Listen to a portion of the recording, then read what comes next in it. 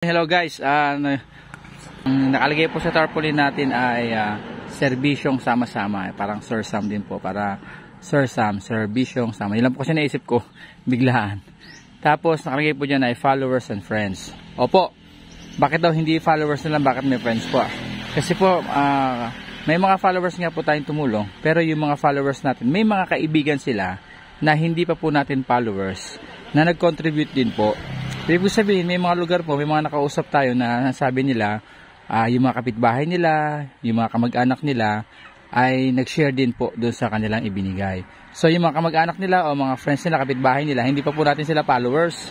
Kaya ayan po sila friends. Hopefully po, yung friends po ng followers natin, baka maging follower din po natin. Yun lang po yun. Sana po yung mga friends po ng aming followers, kung may mga follower po ako, na kaibigan ninyo, sana po maging followers ko na rin po kayo. Ayan. So, yan po yung ating charity caravan. Yung charity caravan, biglaan na rin po naisip natin yan, na syempre pagtulong, caravan kasi marami tayo. Grupo tayo, iba-iba tayo ng mga grupo marahil, pero nagsama-sama tayo para sa gawain ito.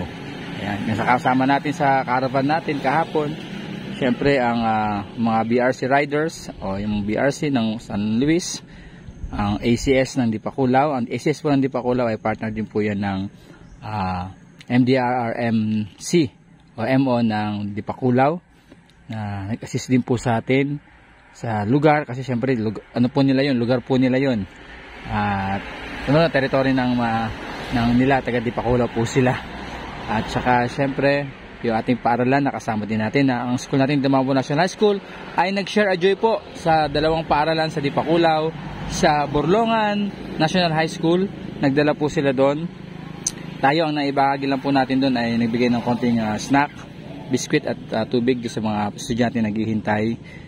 At doon sa Borlongan, sa Dinadjawan ay wala na po, sobrang busy na po doon, na hindi na po tayo nakalimutan na rin nabigyan ng mga bata, yung mga teacher. Wala pong estudyante, teacher po yung nag-aabang po doon. Tapos nag-ikot na rin po tayo doon sa Dinadjawan. Ayan po, so caravan, sino ba nakasama natin? Si Ma'am J. Orta, ang ating Mrs. Universe Philippines, Mrs. Universe Philippines. Ayan po, nakasama natin. Ang kanyang adikahin naman po ay mabigyan ng pagkain yung mga hayop.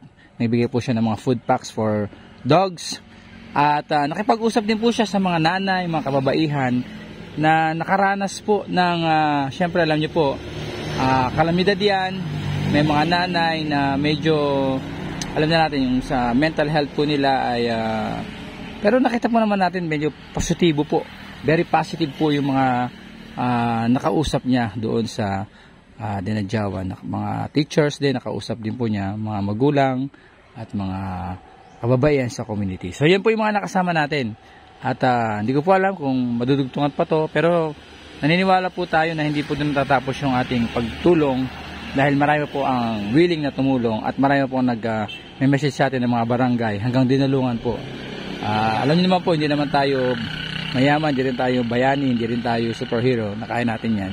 Yung kaya lang po natin sa tulong po ng mga sumusuporta, yun lang po yung magagawa namin. Kaya kung ano po yung maliit na makakaya na po namin, pagpasensyahan niyo po at pagdamutan ninyo, kahit pa paano ay makatulong po sa ating mga kababayan. Maraming salamat po sa lahat ng nakasama natin, at alam ko po na susunod na pagkakataon makakasama din namin kayo. Ang Dipakulaw LGU, ang ABC po doon, ang mga konsehales, ang ating mga leader po doon, wag po kayo magsawang magpahiram po sa amin ng sasakyan, dahil hindi po kaya ng sasakyan natin, nahakutin lahat yon.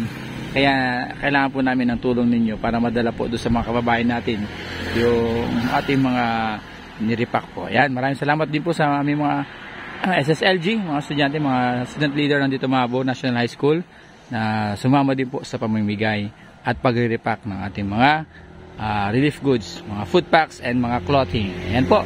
So dito sa bahay, titignan nyo po, marami pa po dito.